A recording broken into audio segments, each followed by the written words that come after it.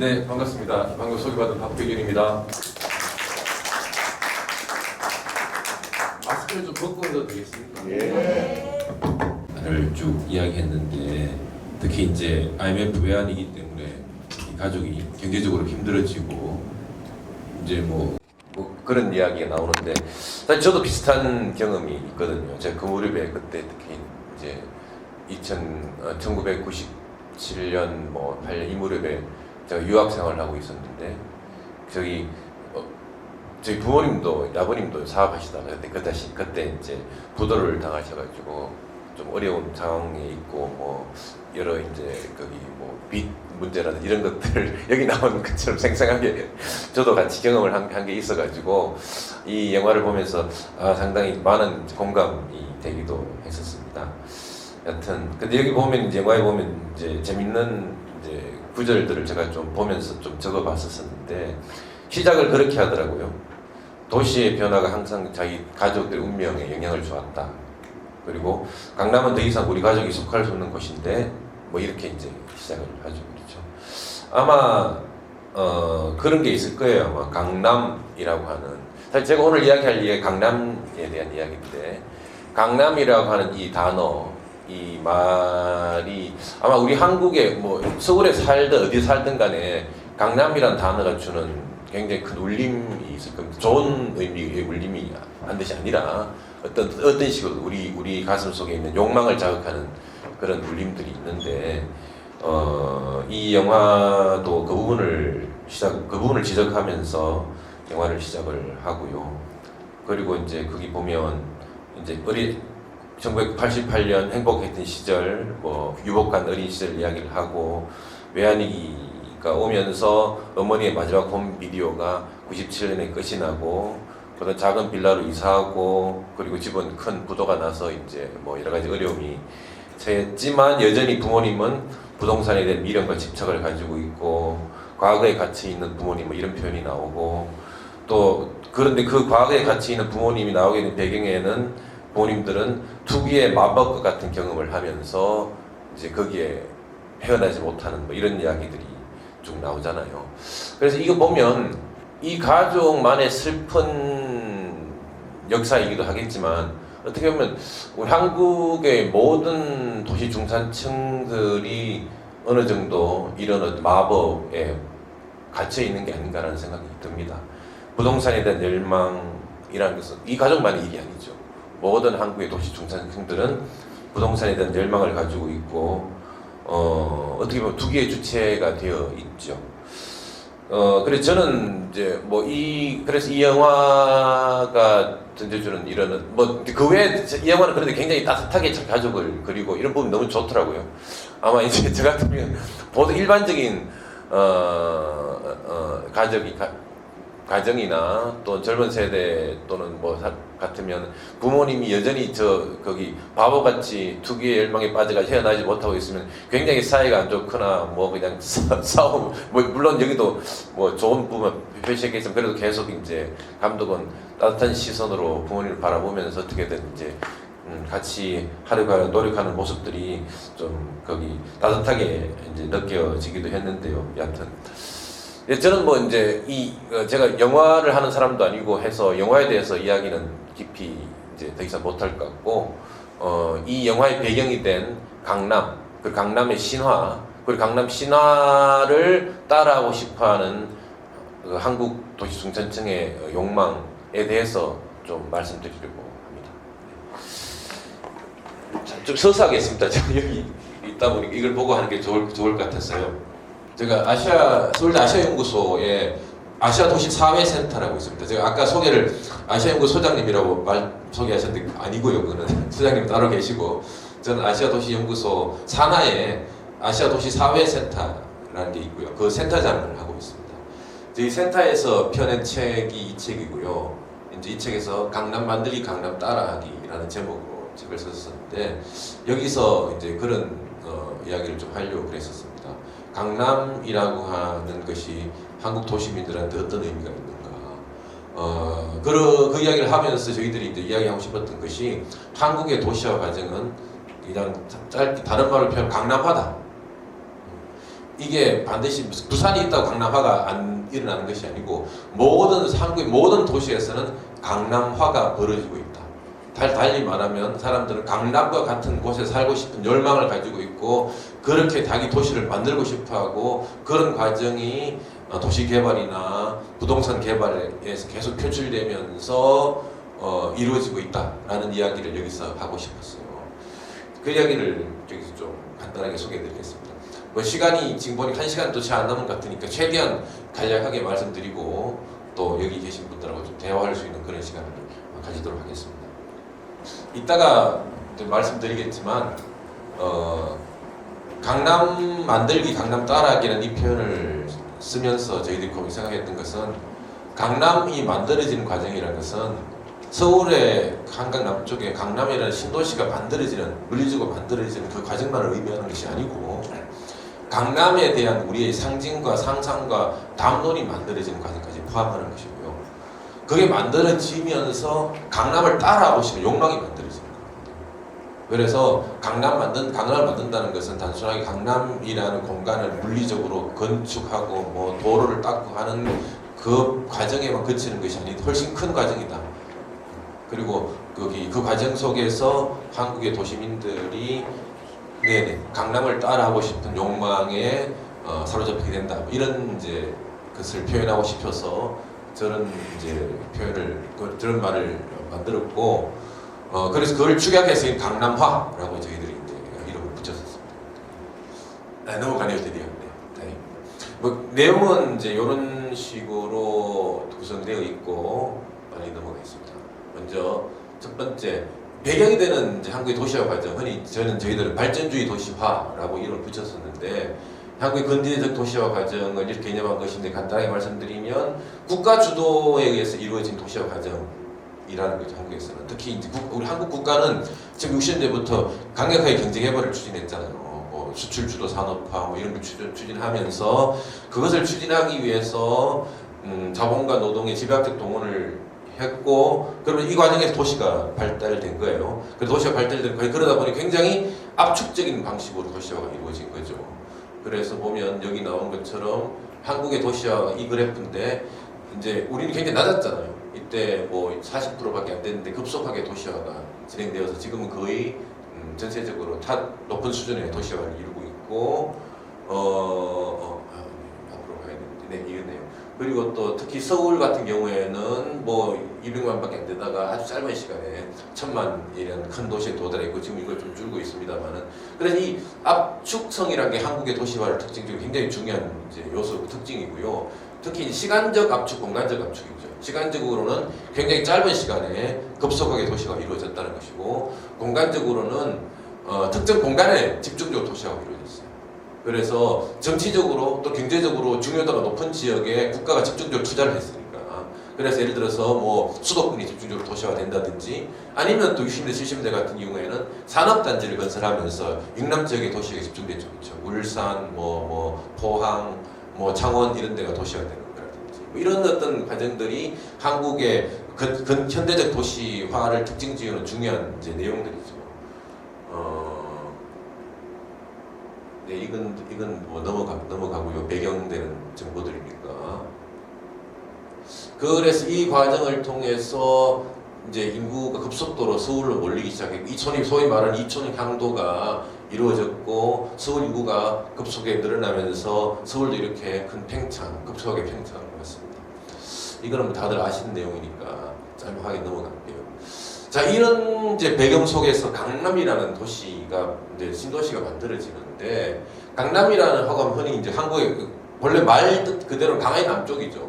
그래서 한강의 남쪽 지방을 의미하는데, 그런데 이 강남 개발이라는 것은 이제 강남 개발이 70년대 초부터 시작됐는데, 강남 개발을 통해서 본격적으로 서울이 한강을 넘어서 남쪽으로 넘어오게 되었죠. 그래서 돌이켜 보면 60년대 말 70년대는 그 이전에는 서울이 강북에 머물러 있다가 소위 말하는 한강 도하 작전을 시작한 거예요. 서울이 한강을 넘어서 남쪽으로 넘어가는 여러 과정들이 있는데, 강남 개발도 그 하나지만 사실은 한강 유역 개발 사업도 어떻게 보면 서울이라는 도시가 한강을 도하해서 남쪽으로 넘어가는 과정에서 이루어진 것이죠. 그래서 한강이 개발되기 시작하고 그전에는 막 물이 넘치는 곳이었는 제방을 쌓고 올림픽도로를 놓고 그리고 그런 과정을 부추긴 굉장히 중요한 것 중에 하나는 뭐 88 올림픽 같은 그런 이제 이벤트들이 있었고요. 여하튼 그래서 통상 이제 강남이라고 하면 이제 강남구, 서초구, 송파구 3개구를 지칭하는데 하지만 요새는 강남 4구라는 말도 나오죠. 강남이 어디까지냐라는 것은 사실은 지금 굉장히 논란이 됩니다. 뒤에 또 말씀드리겠지만 여하튼 다시 말해서 강남이 어딘가를 사실 한마디로 객관적으로 여기까지 강남이다라고 헌법에 정해놓지도 않았고 학자들도 이 강남이라고 딱 주직해서 말을 하기가 곤란합니다. 왜냐하면 강남이라는 것은 말로는 한강의 남쪽이지만 실제 우리가 강남이라고 지칭하게 되면 굉장히 상징적인 문화적 의미가 부여되다 보니까 대체 송파구는 강남이냐 아니냐, 동작구는 강남이 아니냐 이런 이제 그 여러 가지 일들이 이야기들이 나오는 거죠. 같은 강남은 한국 경제 성장의 상징이고 한국의 가장 비싸고 호화스러운 구역이죠. 그래서 지금 그 아파트는 뭐 그냥 지금 몇십억대 하잖아요. 그런데도 아이러니하게도 여전히 강남은 중산층의 공간으로도 묘사되기도 합니다. 이 굉장히 이제 모순적인 그런 상징들이 존재하고 있는데 그건 왜 그럴까? 그것도 좀 말씀드리겠습니다. 흔히 강남이라고 하면 요 세 개를 이야기하는데, 네, 그래서 강남의 이미지들이죠. 그리고 강남이 가장 유명히 알려진 것은 이 사람 때문에 그렇고요. 그렇죠. 자, 그럼 강남 신도시는 왜 개발된 배경을 간단히 말씀드리면 아까도 말씀드리다시피 60, 70년대 서울 인구가 급증했죠. 그래서 급증하다 보니까 각종 도시 문제가 발생합니다. 주택도 부족하고 교통 혼잡도 생기고 강북이 꽉 차버린 거예요. 그러다 보니 이걸 어떻게 할까 고민하다가 강북에서 더 이상 가용할 수 없는 택지가 없고 그렇게 생각한 게 강을 넘어가자. 그러면서 한강 아래쪽에 신도시를 건설하자라고 하면서 그래서 인구를 분산하자 이렇게 생각이 되었던 거고요. 그러면 70년대에 강남 아직까지 개발되지 않은 농촌 지역이었지만 이제 이곳을 신도시로 개발하기 시작한 것이죠. 그리고 이 강남을 개발하기 위해서 정부가 갖가지 이제 노력을 펴게 되는데 물론 이제 역시 제가 이야기를 이제 안 했는데 강남 개발 과정도 이야기하려면 굉장히 너무 길기 때문에 하지만 강남 개발이 직접 개발하기 직접 계기가 된 것은 거기 경부고속도로 건설. 경부고속도로를 건설해야 되는데 이제 서울 강남 남쪽 구간을 건설을 해야 되는데 이 땅을 이제 거기 구하기가 너무 힘든 거예요. 이미 이제 땅값이 너무 비싸서. 그래서 이 경부고속도로 건설을 위한 땅을 구하기 위해서 그때 강남 개발을 한 거거든요. 그 당시 이제 그 개발 방식이 어땠냐 그러면은 거기 길이 울퉁불퉁하고 꼬불꼬불하고 이런데 여기를 반듯반듯하게 아까 거기 감독의 어머니도 이야기했지만 딱딱딱 가로 격자형으로 이제 정비를 하면은 거기 부동산 가치가 상승하잖아요.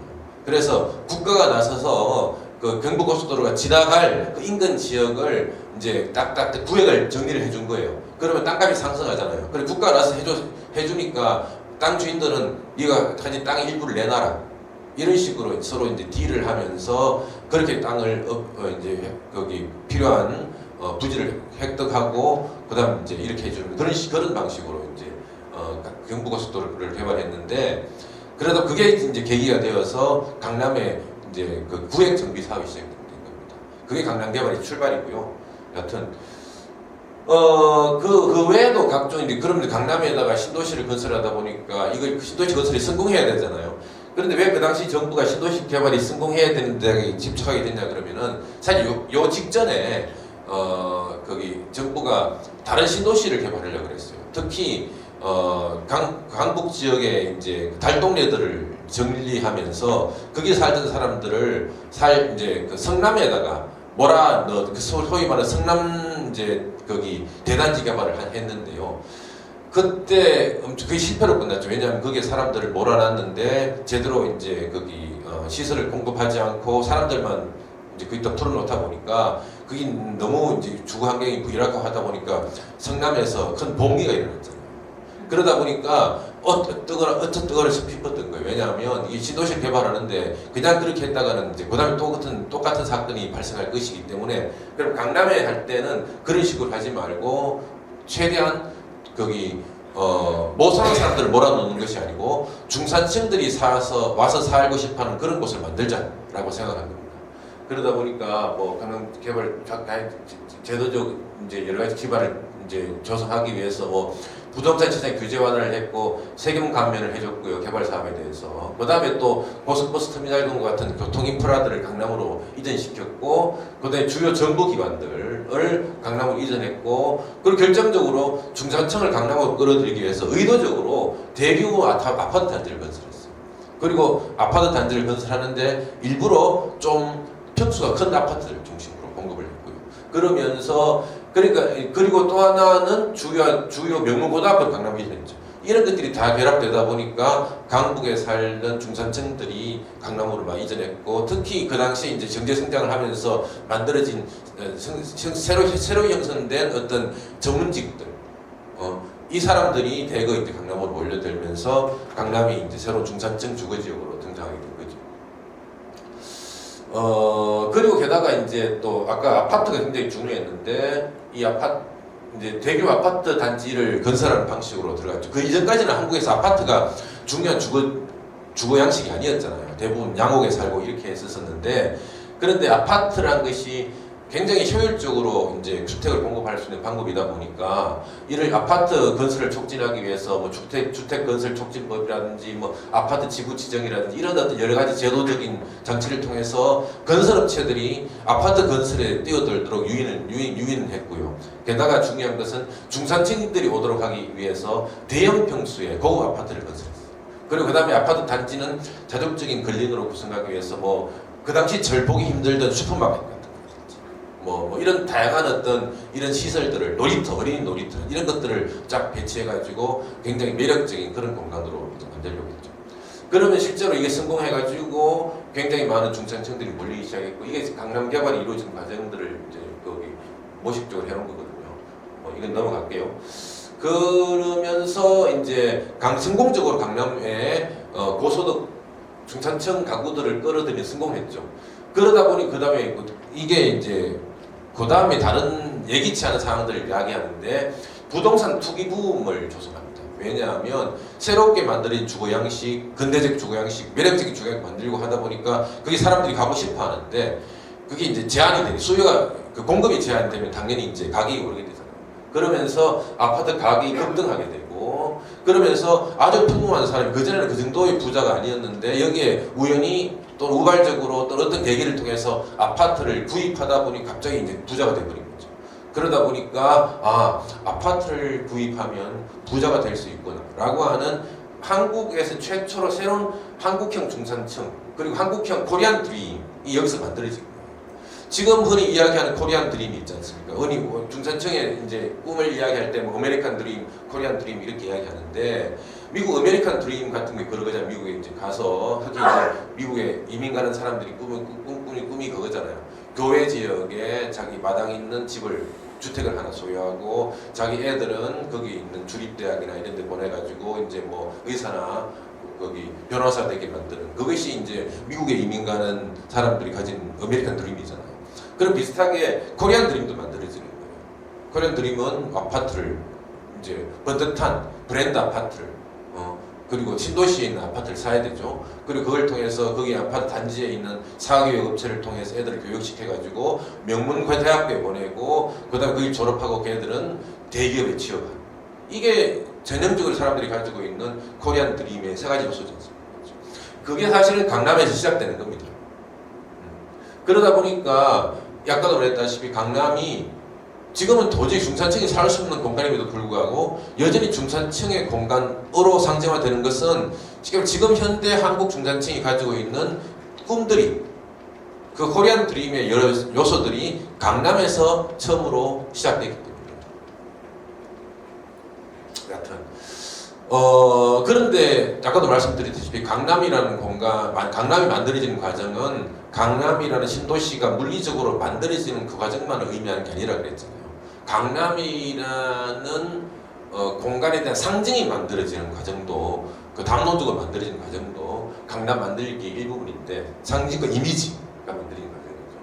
그런데 이제 이 이미지와 관련된 부분을 잘 보여주는 게 이런 내용입니다. 강남은 대체 어디까지인가? 라는 문제인데요. 사실 저희 책에 나오는 여러 인터뷰들 제가 간단히 올려놓은 건데 여기 보면 여기 어떤 사람이 이렇게 송파구는 좀 아닌 것 같아요. 강남이 아니다 라고 이야기해요. 좀 멀고 뭐 차도 그런데 여기는 송파구 사람이 좀 틀리고 뭐 좀 덜 그 차도 별로 안 좋고 이런 이야기 합니다. 그래도 어떤 다른 사람은 이렇게 이야기하죠. 자기는 강남이라는 것은 문화적이고 진취적이고 효율적인 이런 것들을 생각하는데 뭐 거기 자기가 문정동, 송파 이런 데 가보니까 좀 멀긴 하지만 문화적으로 여기까지 포함하는 게 맞다 이렇게 이야기하게 돼요. 사실은 강남이 어딘가에 대해서 사람들이 다 다른 생각을 가지고 있는 거예요. 그래서 여기 보면 이제 재밌는 지도들이 있는데요. 강남에 살고 있는 사람이 강남이 어디까지 표시한 이제 지도인데 실제로 자기가 강남에 살고 있는 사람은 이렇게 좁게 요즘대로 이야기해요. 그런데 강남에 살고 있지 않은 사람은 강남을 이렇게 넓게 그립니다. 그래서 자기 강남에 살고 있으면 강남이 여기까지야 좁게 규정하고 강남에 살고 있지 않은 사람은 훨씬 강남에 대해서 관대하게 규정을 하죠. 뭐 그리고 이 서초구에 사는 사람, 강남구에 사는 사람, 송파구에 사는 사람이 다른데요. 서초구에 사는 사람이 가장 좁아요. 송파구에 사는 사람이 가장 넓습니다. 송파까지 포함시켜야 되니까. 네. 이런 것들도 보면 이제 대체 강남이라는 게 어디냐? 이미지, 뭐 강남이 어디까지 규정 이런 게 다 사람마다 다 다른 거죠. 괜히 문화적이죠. 그리고 또 강남에이라는 그 담론이 이제 그 만들어진 과정도 보면 재밌는데 사실은 70년대 80 초반까지도 강남이라는 말이 없었어요. 그때는 강남을 영동이라고 불렀습니다. 영동이라는 뜻은 영등포의 동쪽이죠. 그때 강남은 다 한강이 남쪽이 다 강남이에요. 한강이 다 남쪽이 다 강남인데 그 중에서도 영등포의 동쪽 영동 지방을 지금 현재 그 강남 신도시에 개발된 곳을 영동이라고 불렀죠. 그러다가 강남이라는 담론이 만들어지기 시작한 것은 80년대 후반 이무렵입니다. 그리고 80년대 후반 90년대 초가 되면 강남에 또 부정적 이미지가 되게 세요. 투기, 사치, 복부인이라는 말을 하고요. 또 파락군, 위장전입 이런 용어들이 신문에 주로 강남을 이야기할 때 나오죠. 그런데 80년대 후반 2000년대가 되면 이때가 소위 말하는 오렌지족, 야타족 나올 때인데요. 이때 되면 비로소 강남은 이제 이런 부정적 이미지에서 좀 탈피해서 고급 소비 문화 지역으로 묘사되기 시작해요. 다시 말하면 이때부터 여전히 부정적으로 생각하는 사람도 있겠지만 강남의 문화를 자기가 갖고 싶은 문화로 생각하기 시작하는 사람들이 늘어나기 시작한다는 거죠. 그래서 사실은 90년대 후반 이 무렵 이때부터 본격적으로 강남에 대한 담론이 만들어지기 시작했다라고 생각될 수 있겠고 그러면 왜 그럴까? 왜 이거를 촉발하게 된 계기가 뭘까? 여러 가지 있을 것 같은데요. 그것을 저는 강남 따라하기 과정하고 관련된다고 봅니다. 그걸 좀 말씀드릴게요. 여하튼 주위 보면은 강남이라는 것은 만들어지는 과정은 사회적으로 구성되어 있다. 그래서 강남이라는 담론의 주요 특성들을 보면은 이제 저기 책에 나오는 이야기인데 하나는 강남은 사람들한테 어떤 이상적인 도시라는 이미지를 갖고 있어요. 그래서 여기 굉장히 정돈되고 질서 잡히고 깨끗한 곳이다. 그리고 살고 싶다. 그리고 거기에는 고급 대단지 아파트가 있고 그리고 그 안에 들어가면 모든 것이 이루어진다. 자족적인 공간이다. 밖에 나갈 필요가 없다. 바깥에 나오면 골치 아프고 뭔가 좀 덜 떨어진 사람들이 막 문화 충돌이 있고 그런데 여기 강남 안에 이 신도시 안에 있으면 여기 모든 것이 이루어지고 여기 있는 사람들은 다 나랑 비슷한 사람들이고 이런 생각들이 있는 거죠. 그 다음에 또 하나의 강남 관련 끊임없이 새로운 것에 대한 욕망이 있어요. 강남도 신도시였고 강남 다음에 분당 나오잖아요. 그럼 분당을 새로운 곳을 찾아서 가고 이렇게 새로운 도시에 대한 욕망이 또 만들어집니다. 그런데 재밌는 것은 이 새로움에 대한 욕망 때문에 지금 이제 수도권 1, 2 신도시들이 거기에 이제 발목이 잡혀 있는 거죠. 분당은 좀 덜합니다만 특히 일산 같은 데가 가보면요. 일산이 한때 신도시로서 각광을 받았잖아요. 그런데 일산에 30년 세대가 지났어요. 거기에서 어린 시절을 보내고 한 살 애들이 지금 대학교 다 직장 가면서 한 살들이 딱 끝났거든요. 그러면서 일산은 굉장히 지금 생명력이 없는 도시가 돼 있어요. 그러다 보니까 지금 이제 신도시 뭐 지금 집값 떨어지네 이런 이야기가 막 나오잖아요. 그리고 이번에 선거 때도 이슈가 되다 보니까 뭐 이제 신도시 개발을 완화해 주겠다 뭐 이렇게 이제 공약 던졌다가 얼마 전에 그걸 흐지부지 하려 그러니까 최근에 언론에 막 나오잖아요. 뭐 수도권 신도시 버렸냐, 윤석열이 버렸다 이런 말 막 나오고 하는 게 사실은 이제 다 그런 맥락입니다. 그래서 지금 강남 감론 속에는 일회용 도시 한 번 쓰고 버리는 도시. 예, 어떤 그런 그런 위험이 잠재돼 있어요. 사실. 또 하나는 그리고 강남의 담론 속에는 이게 도시를 삶의 공간이 아니고 자산과 교환 가치를 위한 공간으로 바라보는 그런 이제 욕망이 숨어 있고요. 그러면서도 이제 그 강남 같은 도시를 계속 꿈꾸게 되는데 하지만 결국은 서울이 그래도 서울의 강남이 결국은 최종 보스다. 다른데 다 강남 뭐 부산의 강남, 대구의 강남 있지만 결국은 서울의 강남이 그냥 찌기다. 뭐 이런 담론이 또 다 있습니다. 그래서 요런 강남의 담론이 이런 게 있고 요런 이제 담론이 만들어지다 보니까 그다음에 강남을 따라하고 싶은 욕망이 이제 또 생기는 거예요. 그리고 강남 따라하고 싶은 욕망이 만들어진 직접적 계기는 사실은 80대 후반에 있었던 신도시 개발입니다. 뭐 알다시피 80 후반에 주택 문제가 엄청 심각했고 이거를 해결하기 위해서 했던 것이 1억만원 건설 계획이죠. 노태우 정권 때. 그래서 뭐 이제 200만 원이라는 어마어마한 양을 5년 내에 건설하겠다 그런 거예요. 88년부터 92년 사이에. 그러면서 그때 이것을 실현하기 위한 수단으로 실행했던 것이 수도권 5개 신도시였습니다. 분당, 일산, 평촌, 중동, 상봉. 그런데 이때 핵심은요. 이때 부동산 주거 문제 핵심은 강남 아파트에 대한 수요였거든요.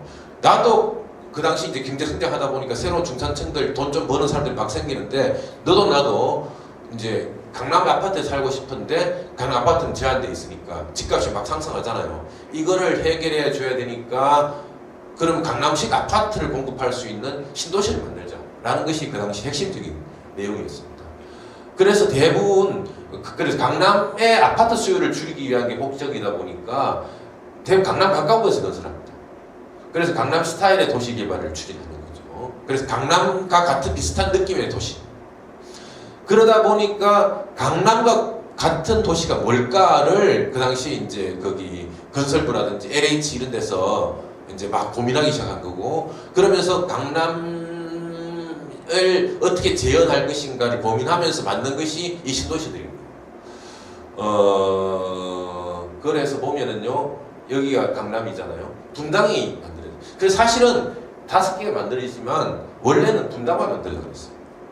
분당만 만들려고 그랬는데 강남 가깝잖아요. 그래서 강남에서 이제 그 복제판으로 분당만 만들려고 그랬는데 이제 분당 만들면 강북에서 난리 나고 그러니까 균형 이렇게 하면 일산을 이제 그 다음에 분당 규모로 추진했죠. 그러다 일산까지 했으니 그럼 딴 데도 하자. 그러면서 그보다 좀 작은 규모로 중동, 삼본, 평촌은 따라가기 식으로 된 겁니다. 여하튼 그래서 이 5개 신도시가 만들어졌고요. 그렇게 보면 알겠지만 강남 따라하기에 왜 여실히 들었냐 하면 다 아파트가 만들어져요. 90% 정도가 주거 양식이 공급되는 주거가 아파트였습니다. 그리고 이런 식의 경관이 만들어지는 거죠. 고층.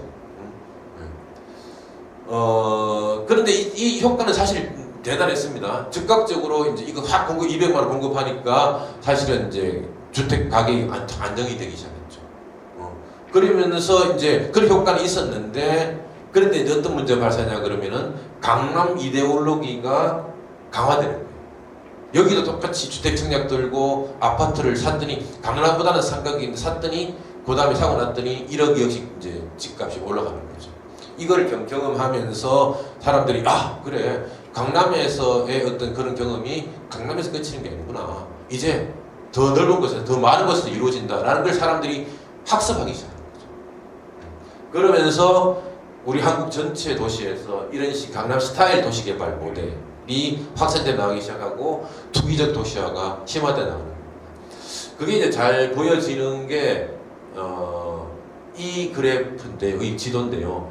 이게 여기서 파란색으로 되어 있는 것이 아파트 비율이거든요. 그래서 파란색이 진하면 진할수록 이 동네 아파트 비율이 높은 거예요.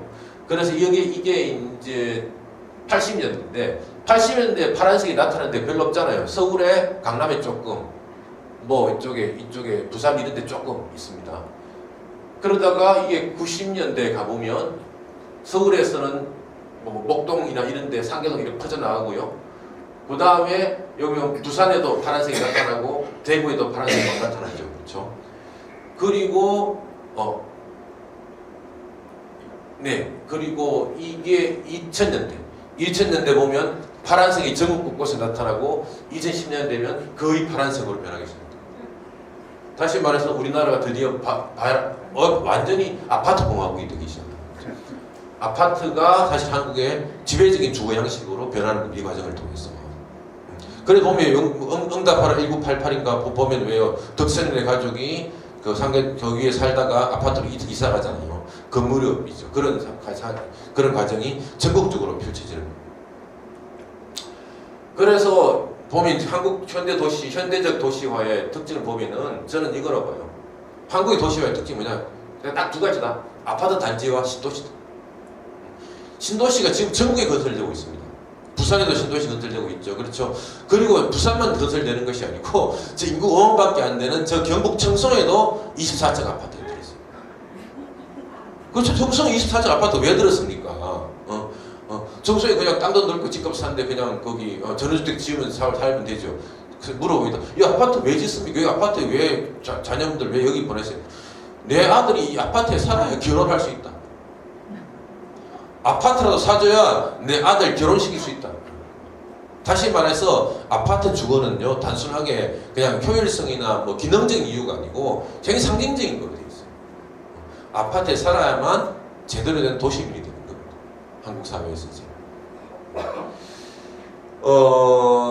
그래서 이러한 과정은 저는 이제 강남 따라하기를 이해하지 못하면 저는 이 한국에서 일어난 이 도시화 과정을 이해할 수 없다라고 생각하고 있고요.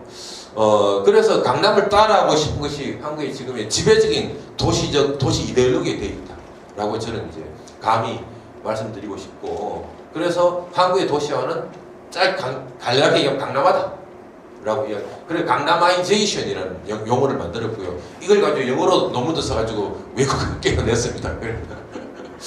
그래서 강남아이제이션 외국 사람들이 많이 써줘야 되는데 그래 제가 유명해지는데. 그래서 이 강남화의 과정은 강남 만들기, 강남 따라하기라는 두 가지 과정으로 이루어진다라고 말씀드릴 수 있겠고요. 자, 부산 얘기 잠깐 해볼게요. 부산도 여실히 강남 따라하기 과정이 나타납니다. 부산에 강남이 있죠. 흔히 말하는 센텀시티, 마린시티를 부산의 강남이라고 이야기합니다. 여기 이제 이런 사진들이 있는데요. 그리고 저희 팀에서 부산 이제 여기 와서 연구도 좀 조사도 하고 인터뷰도 하고 그랬었습니다. 여기 보면 이제 여기 이제 인터뷰한 거 좀 재밌는 거 좀 제가 뽑아놨습니다.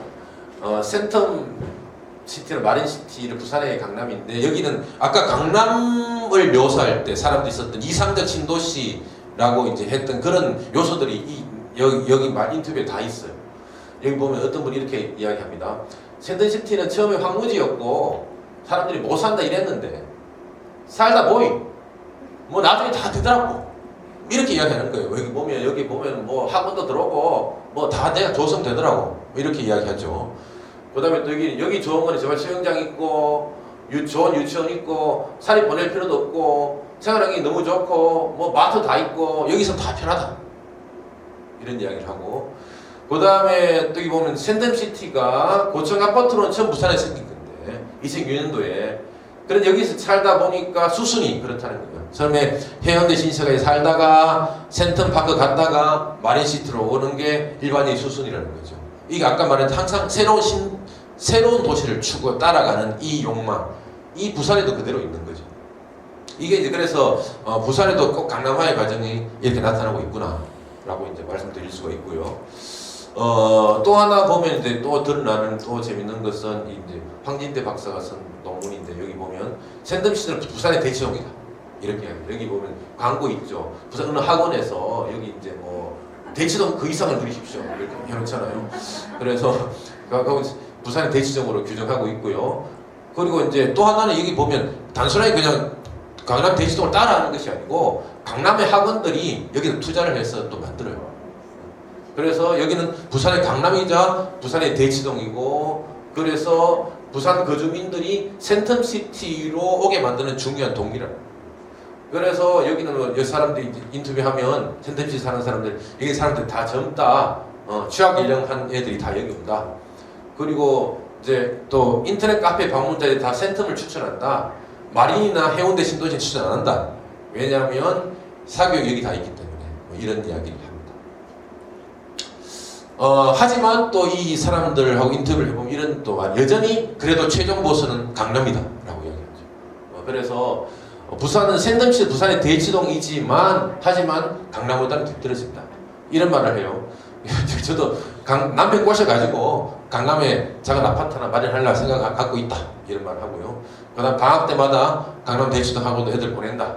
뭐 이런 이제 그래서 여전히 교육 특구는 최종 보스는 강남이다. 뭐 이런 이제 거기 전형적인 강남 담론들을 이제 여기 부산에 사시는 분들도 이제 여전히 재현하고 있는 거죠. 그래서 이제 뭐 간단하게 이제 결론적으로 말씀드리면 이제 강남 따라하기와 강남 만들기와 강남 따라하기 도시 이데올로기라는 것이 어떻게 보면 이제 한국 현대 도시화를 규정하는 굉장히 중요한 어떤 저는 담론이다라고 말씀드리고 싶고요. 그래서 특히 이제 현대적 도로 그리고 높은 건물 편리하고 세련된 주거 환경 이런 것들이 어떻게 보면 우리가 60대 70대 굉장히 강하게 미국과 밀어붙였던 조국 근대화의 어떤 구체적 표현 아니냐. 그래서 국가도 이런 것들을 만들어서 이제 거기 조국 근대화의 성공을 국민들한테 보여주고 싶었을 것이고 또 국민은 일부 이제 여기에 살 수 있는 능력을 가진 사람들은 그 공간에 살면서 그래 조국 근대화에 자기는 효과를 그리고 혜택을 톡톡히 누리고 있음을 이제 자랑스럽게 표현하고 싶었을 것이고 그렇겠죠. 그렇죠? 그래서 이런 과정을 통해서 이런 부동산 투자나 그런 부동산 투자 신화는 한국 중산층의 어떤 이 지향하는 도시적 이상이 뭔가를 규정하는 그런 모습이 되어버렸고요. 그래서 이제 전국 각지 이런 것들이 전국 각지에서 벌어지고 있는 강남 따라하기 열풍을 뒷받침해주는 중요한 배경이 되지 않았나라고 생각이 들고요. 그 다음에 이제 그리고 또 강남 따라하기, 강남 만들기는 이제 투기적 도시화를 촉발하는 담론적 배경이기도 하고 동시에 투기적 도시화의 결과물이기도 하죠. 왜냐하면 이게 이제 거기 강남으로 재현된 강남을 따라하고 싶은 그런 욕망들을 도시 중산층들이 가짐을 통해서 그들이 자기도 모르는 사이에 투기적 주체로 변모해 나가는 거죠. 아까 우리가 봤던 영화의 그 가족들처럼. 그 마지막에 이제 감독도 그래서 자기도 엄마가 자기 몰래 사놓은 땅을 자기 갖겠다는 소식을 듣고 자기도 좋았다라고 살짝 고백하잖아요. 그렇죠. 물론 그게 얼마큼 자기한테 성공적인 모습으로 다가올지는 알 수 없겠지만 사실은 문화적으로 한국에 사는 거의 모든 사람들한테 어떤 부동산에 대한 신화가 그 욕망이 또아리를 두고 있는 게 아닌가. 사실 이것을 어떻게 극복할 것인가, 이것을 넘어서는 어떤 담론과 새로운 어떤 강남 신화 이데올로기를 우리가 어떻게 버릴 수 있을 것인가, 어떻게 보면 우리 도시의 미래 모습을 좀 더 긍정적으로 만드는데 중요한 키포인트가 아닐까 이런 생각을 합니다. 이상 제 발표를 마치겠습니다.